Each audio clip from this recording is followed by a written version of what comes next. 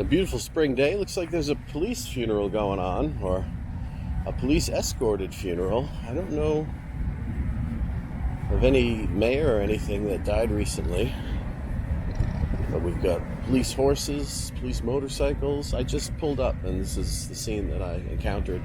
I was mostly interested in these beautiful cherry blossoms. They're just fantastic. But yeah, getting the full-on funeral here. The horses are magnificent. The police horses are some large breed.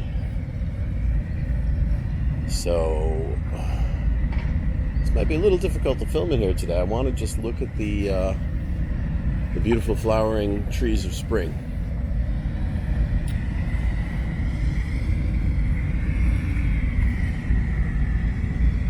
But I don't want to violate the privacy of this funeral either. So I think I'm just gonna walk in and see what happens from here. Turn it off for now.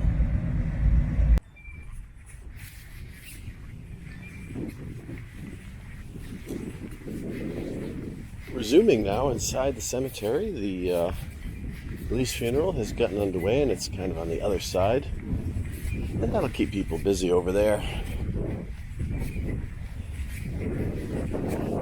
I'm walking into the sun here, so I'm pointing sideways just to minimize the glare.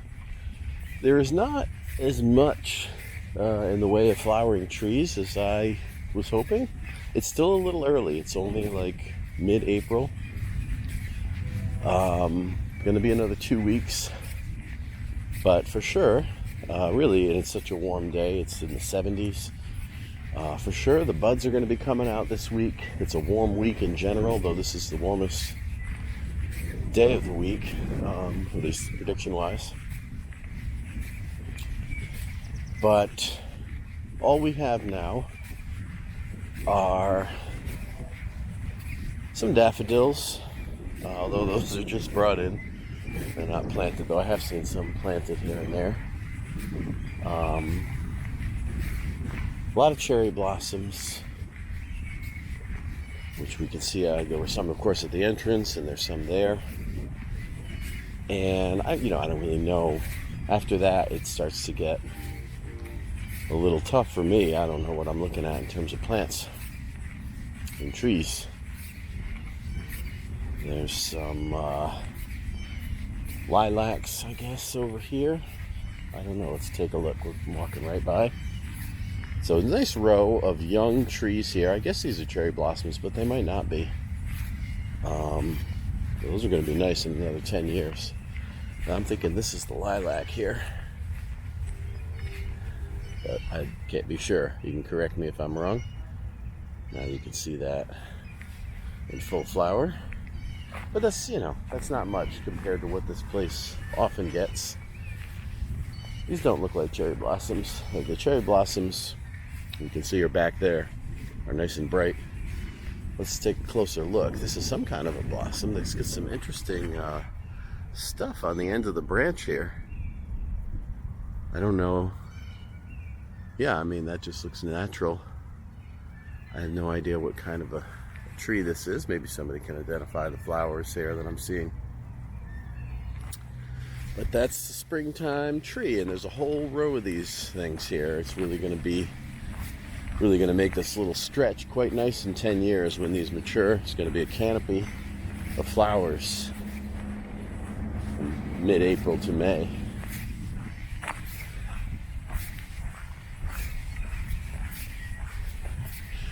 Otherwise, it looks like I'm going to come down over here and pass by this sailor's monument.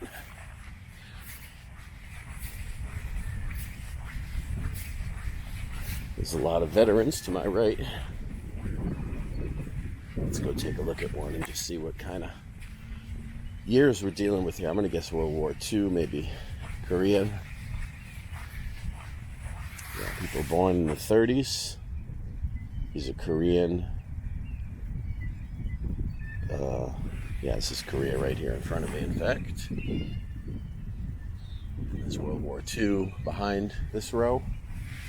And mostly World War II, actually. That was a Korean. That was a somewhat younger one compared to most of what else I'm seeing here. These are World War II vets.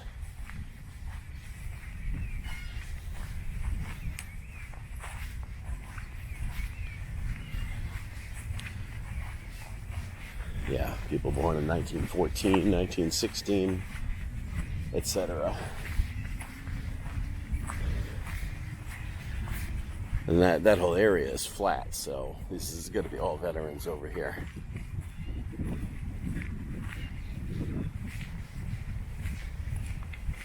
With all of the government plaques. Got a nice white tree here.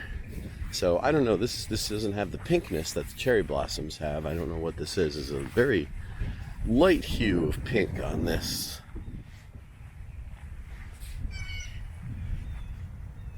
Anybody can identify that. It's probably not difficult if you know your trees.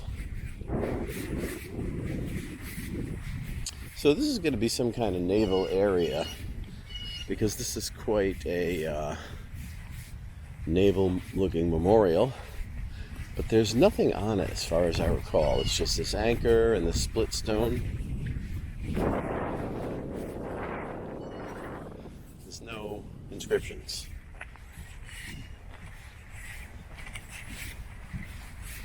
There's a fairly recent flowery grave.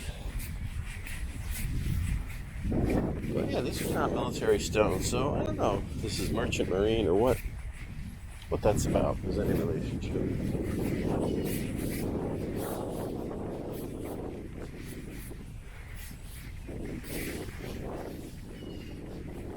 Otherwise, I'm hearing a lot of birds, but haven't seen the turkeys yet. Who knows where they are on a warm day like today.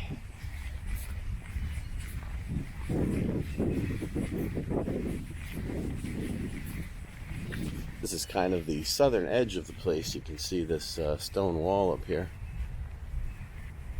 which goes to the end. And as usual, you know, the older trees are labeled Douglas fir. So when some of those other trees get bigger, I'm sure they'll label a few, since they got a whole row of them. But maybe they're so obvious, because I don't think I've ever seen a label on the cherry blossoms or anything like that.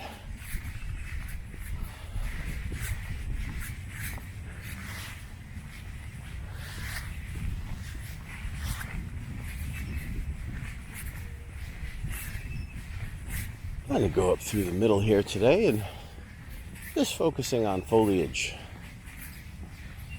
Springtime plantings. Sugar maple to my right.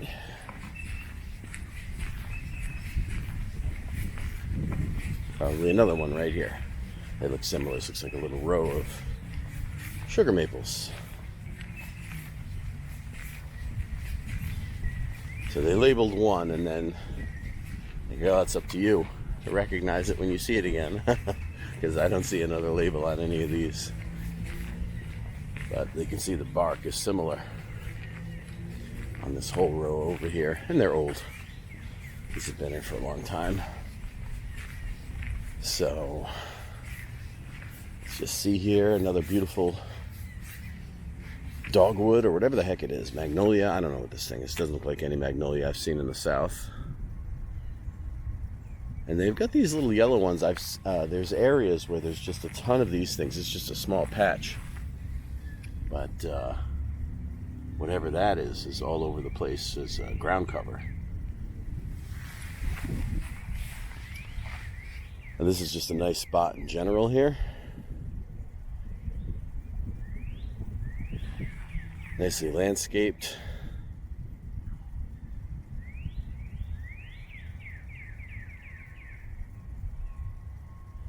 Bit of a hill rise over here. Let's go check out this red bush. This is different. Looks like it's got a blue jay in it. Of course, the squirrels are running all over the place.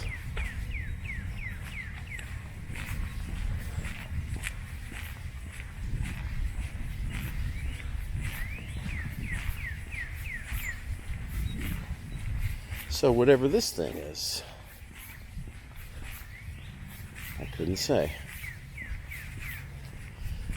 But of course they don't have labels on bushes like this. They only got them on the larger trees. Interesting flower on here. See that yellow pollen in there? The bees are going to be ready to grab that. That's a loud bird. You probably picked that up. Holy cow.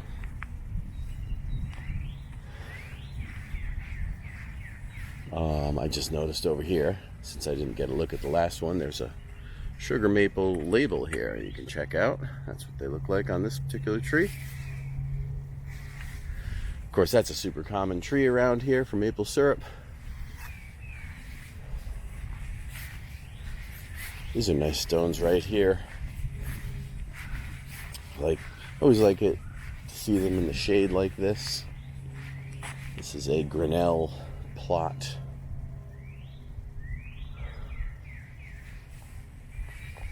Nice area in general. You can see why I would choose this place to hike around. It's just a beautiful spot. Not sure who William Grinnell is. This is sort of like a prominent area here. This is William Grinnell I'm pointing at right now. There was all other Grinnell stones, so it might just be a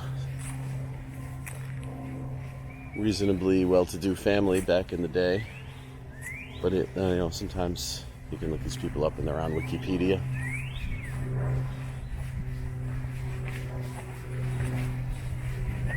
Learn about the business leaders and civic leaders of the past, which can, point to interesting stories. There's a giant sugar maple here on the right. Holy cow.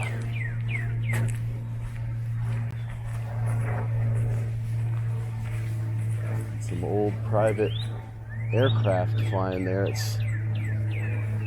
I could not possibly capture it, but it's got it's not a biplane, but it's got red wings, and I feel like it's the kind of stuff I used to see a lot more in the 70s.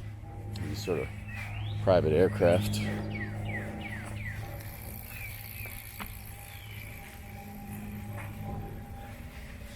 Don't see that so much anymore. I think when I was a kid, there was a lot of World War II vets flying around in their private planes. I'm just sort of looking at this hill and wondering if I want to ascend it. Why not? It's an interesting stone. Burnham Parish. I've never seen that one before. 1782 to 1848. Let's take a look here. Blessed are those which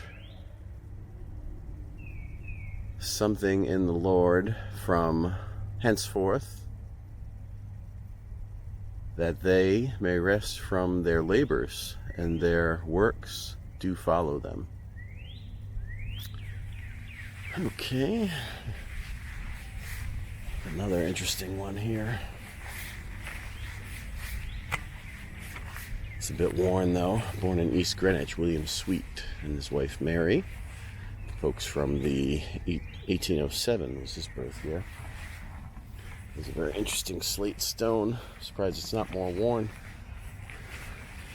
Mary Vinton Clark, born 1840. I can capture that for you. Keeping through all time the beauty her departing spirit gave to it, she was the widow of Randolph Clark and the daughter of Alexander Hamilton Vinton.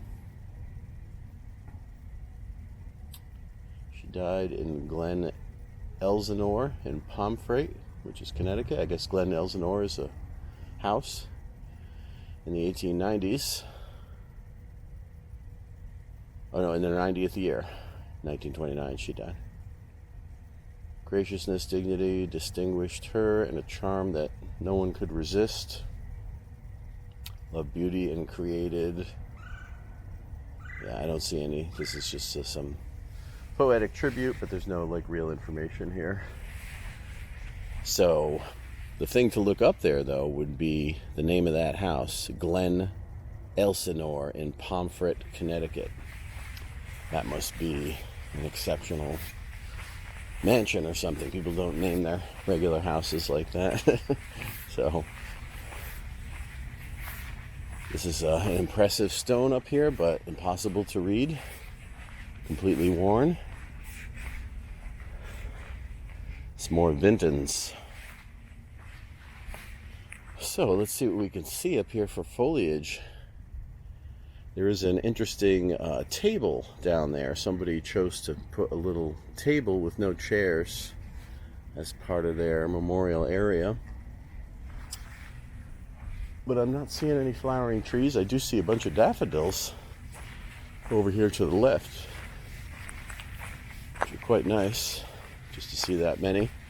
I'm back here at Senator Chafee's grave by happenstance. There he is in front of us with the flags.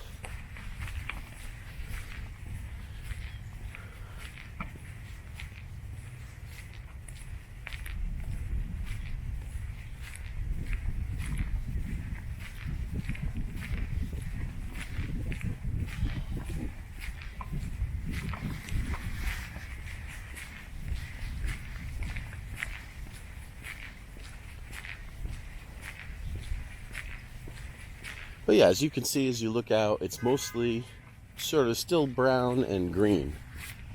Not too colorful yet.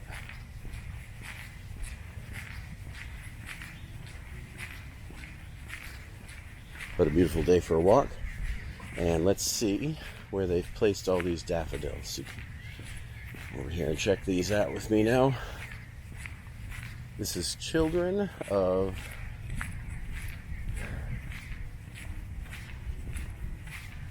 C.T. and Eliza W.S. Warts. Check out all those daffodils. So that's just kind of a bed that they have around this memorial here for C.T.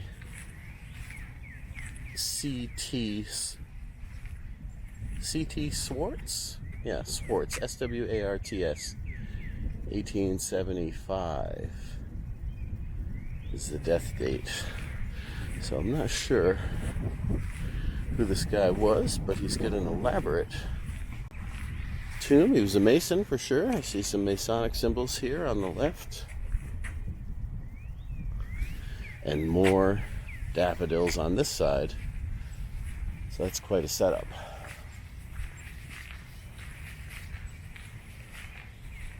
It doesn't give us information about Swartz. I imagine back in the day, these were expensive tombs, but nothing like it would cost you today. So I don't know, how prominent you had to be. There was a lot more availability back then. This place is all filled up now, except in the newer sections. So I can imagine in 1850s, 80s, whatever, it was pretty empty. More daffodils over here at Billings. It may have something to do with Marsh Billings up in Vermont. Not sure. Billings, Montana.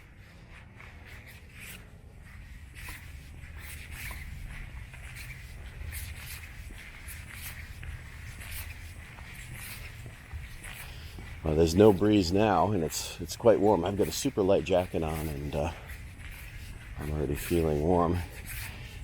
F. Fuller. I don't know if this is the Fuller Brush Company or just somebody with the name Fuller. F.H. Fuller. L.B. Darling. These all have this kind of curb. I don't know if you can see that down there. Curb and a couple of steps going up. The Darling family plot.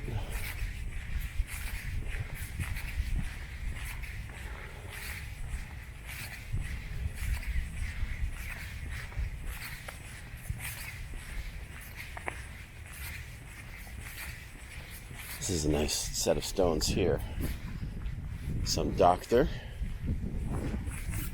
George Warren Gardner. Jesse Barker Gardner. Just a nice, subtle, smooth patina on those stones. Some lichen on there. Same here. Henry Rodman Barker. Henry Ames Barker, this looks like. the patriarch here, 1866 to 1929. Also war veterans.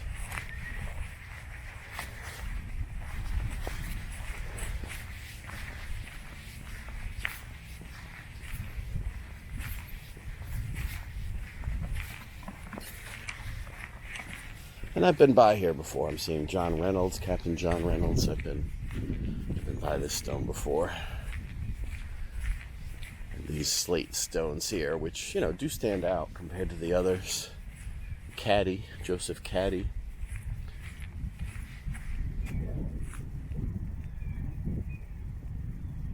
Nice looking stones.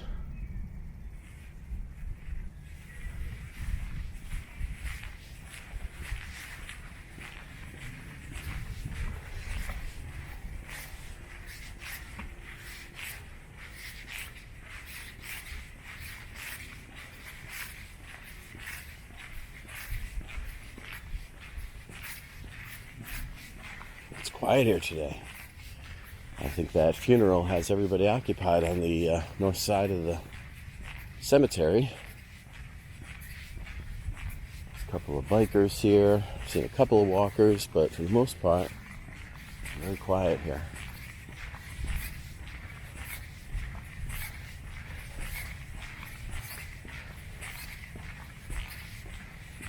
Somebody left one of those scooters here. That's ridiculous. They would ride one of those rent-a-scooters into this place and abandon it. Like anybody's going to pick it up here. The company's going to have to come get it.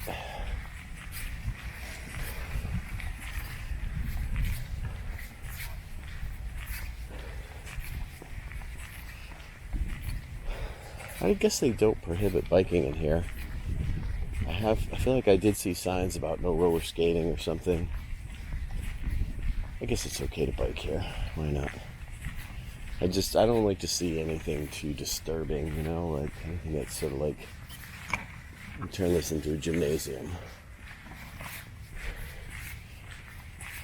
Scooters, bikes, rollerbladers, and so many ridiculous devices out there. Not that bikes are ridiculous, but you know, with all these new electronic rechargeable motors and all that, create a lot of chaos here. There's some beautiful stones up here. I've never really looked at these. It's another little terraced area. Bloodgood, Horace Seymour Bloodgood. That's quite a name, 1841 to 1896. This is unusual here too, this heart stone in the ground, very bright, blindingly bright. But I was looking at these here. These are exceptional in their appearance. This is like a mosaic. Look at this tiling on here. John Edgar McGowan, 1851 to 1917. Get even closer to that so you could just see that kind of mosaic, and the stone is marble. He kept his word is the inscription. Amabimus, Amamus, Amabimus. I don't know what that means. Ama, I believe, is something related to life. But no, that's Anna, like animate. I don't know. Somebody could look that up. That's interesting. And then we have Eva Kingsley Davis, his wife, born in Providence, died 1931. I believe in the resurrection of the dead and the life of the world to come. Fascinating looking stones. Quite a singular choice there.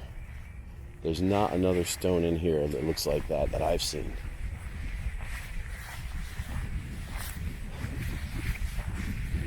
And then that's the Amasa Sprague. Or, well, Amasa. I'm forgetting who the brother is. But that's Governor Sprague. It says Amasa on the other side. And Amasa's the brother.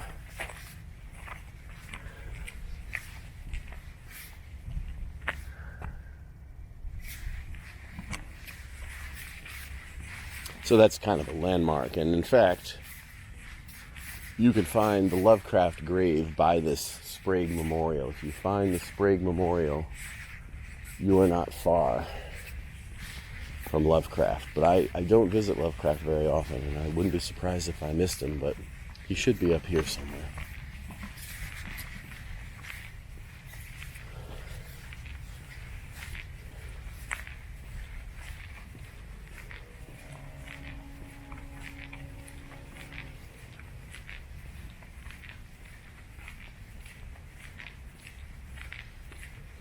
He's right here, actually. So yeah, that shows you that is a good landmark for it. So for Lovecraft, you have this large Phillips stone. The P in HP is Phillips, Howard Phillips, right? So it's Whipple Phillips. I don't know who his parents are.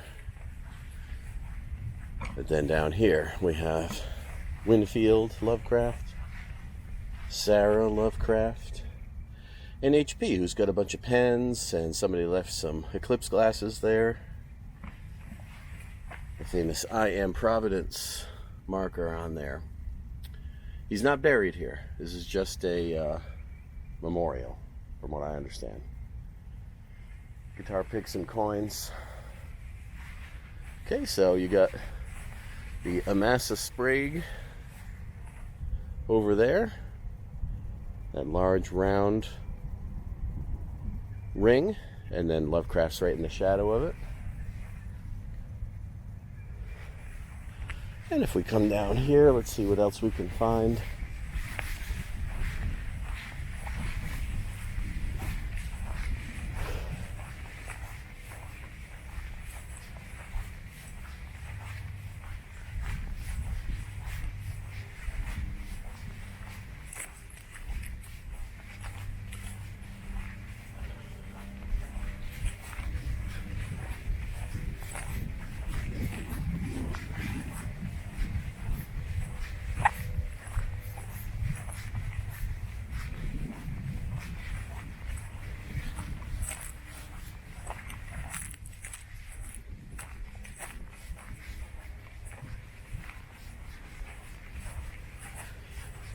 George Arthur to my right, John Bryant Hartwell, it's a Hartwell stone. I don't know who those folks are, it's just a very large stone. Ballou is a jewelry manufacturer, if that's the same family from Attleboro. But just try to slowly turn around here so you can see the Hartwell stone. There it is, fairly large obelisk going up, up, up. Nice little set of stones for the Richards family here.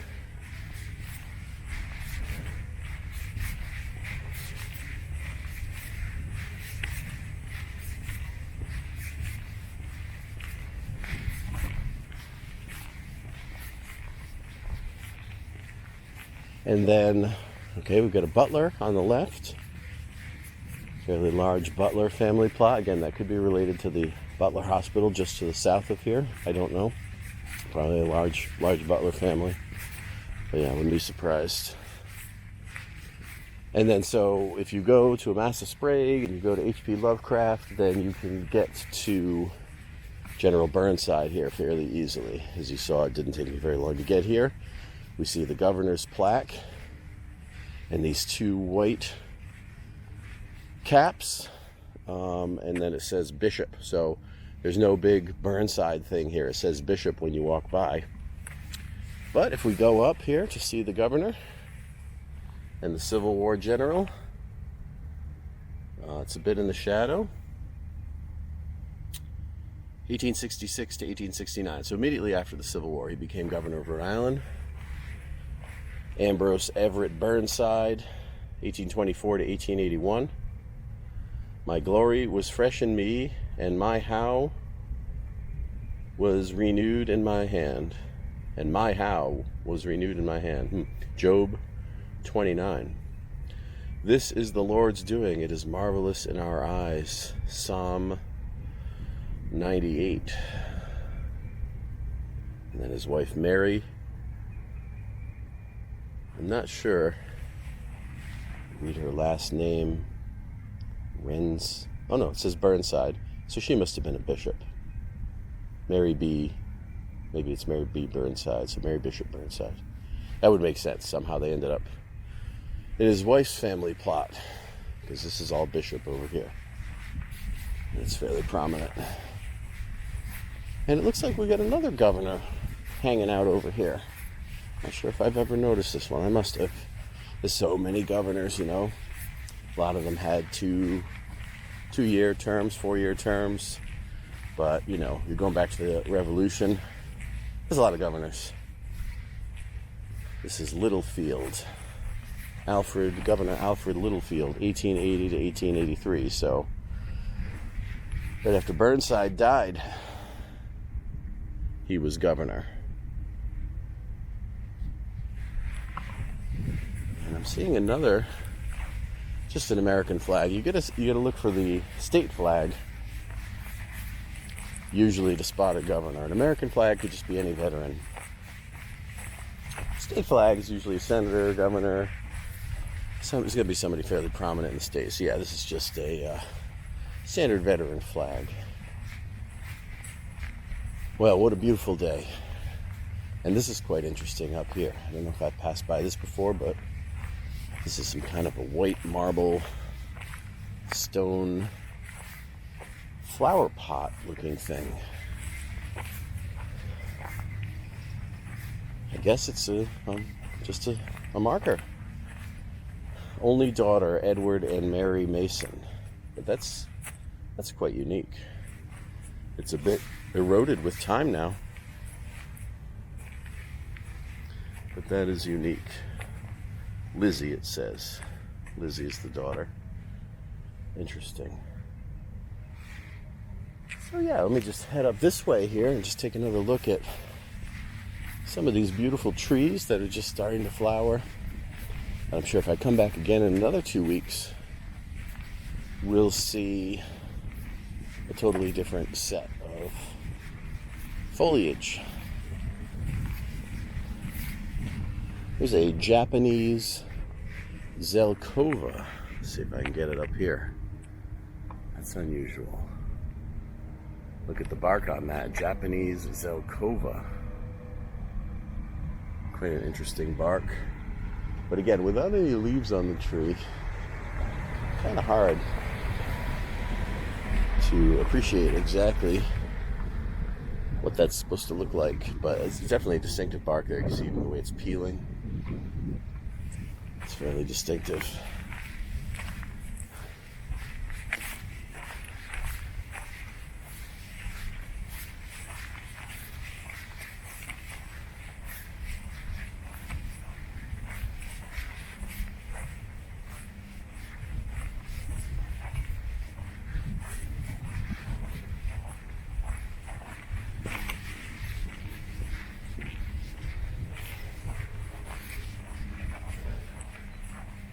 Here is another sugar maple.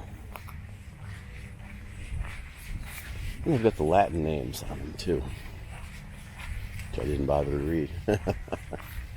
I am interested in that Latin inscription on that stone though. That was great. So yeah, here's another beautiful tree. And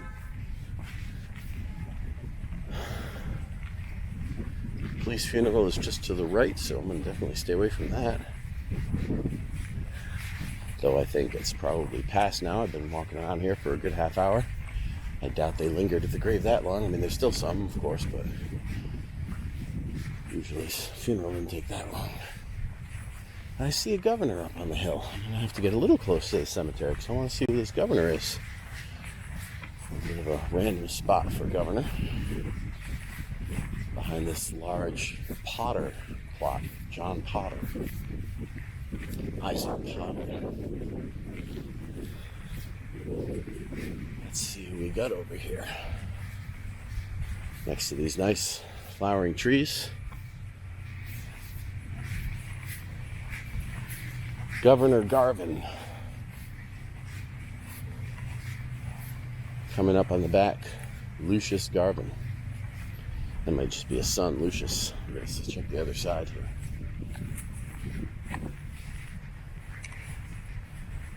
No, it's Lucius.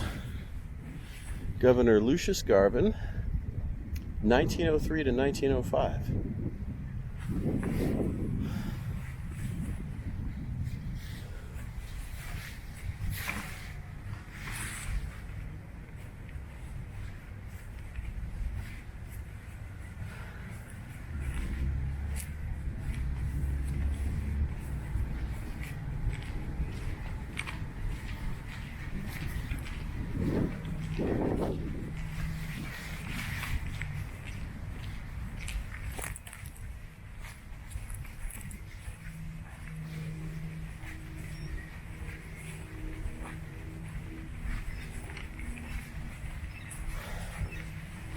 lot of military graves here, a lot of flags.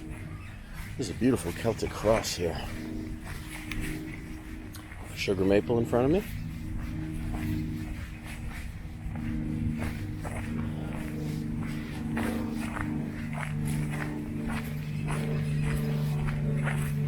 I mean, good. Wow. I'm not sure who it is. I think I've looked at the name before. It's nobody I know. But let's look at the size of this thing. If I can even get back to capture it. Almost behind the tree.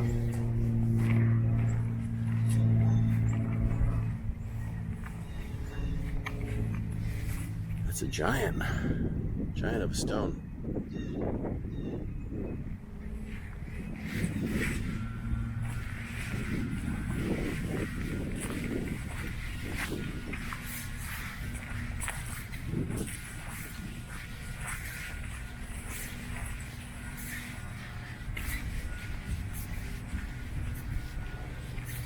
And I'm coming out towards the entrance again here. Get some beautiful ivy down here, nice shaded area with some, I'm going to say, cedars of Lebanon, but let's see what it really is. Some Japanese thing maybe, Hinoki false cypress. So it just shows you, when you oversimplify these trees, like, okay, yeah, it's some kind of cypress tree. Looks like a cedar of Lebanon. But no, it's some Japanese false cypress. And I'm assuming Japanese. I don't know. It just sounds like a Japanese name, Hinoki. Eastern Arborvitae behind this stone here. I don't know. There's all kinds. There's little ones in here. Yeah, Eastern Arborvitae. Oh, a bit of a ditch there I just hit. So they do quite a job here. Yeah, Eastern Arborvitae, you can see a larger, these are all larger versions of it. So that's quite a little tucked away corner there. But this, the combination of that ground covering ivy with, here's a ginkgo, I guess ginkgo biloba kind of tree. The ground covering ivy with the cypress, cedars of Lebanon, false cypress, whatever it is, I think just makes a really nice appearance. You get some moss in there. The colors are just amazing. This is a very large version of that false cypress. You can see with some ivy climbing up. And I think that's going to do it today. So I'm not coming to the entrance, so shutting her down. I said I was shutting her down, but spotted the turkeys on the way out here.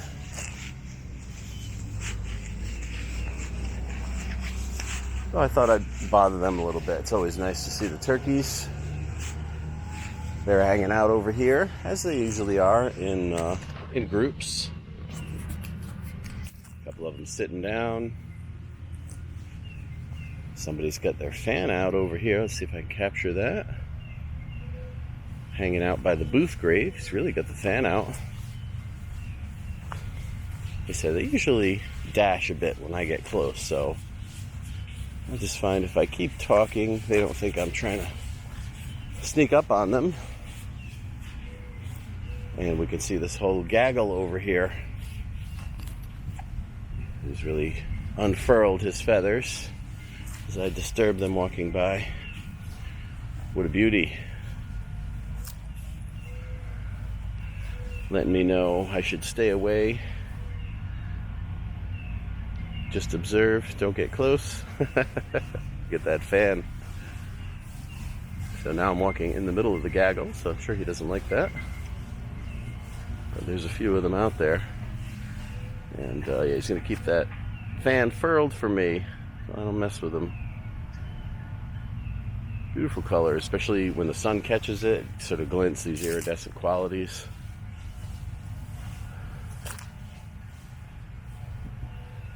Got the little brood over here. More of them hanging out along the edge. guess they like the shade too. Some of these, they take a little rest and they hang out in the shade. You can see this one over here to my right is quite in the shade. Give me a bit of a profile look. And this one's staying furled.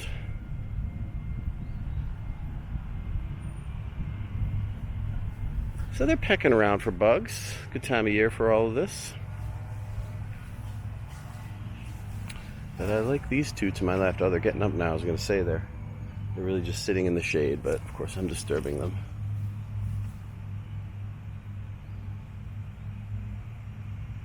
So there's a limit as far as they're concerned to my presence.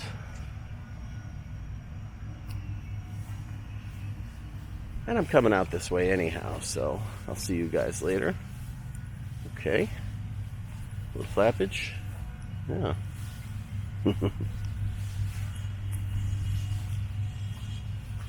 And that's it. They're doing their thing. They're having their day.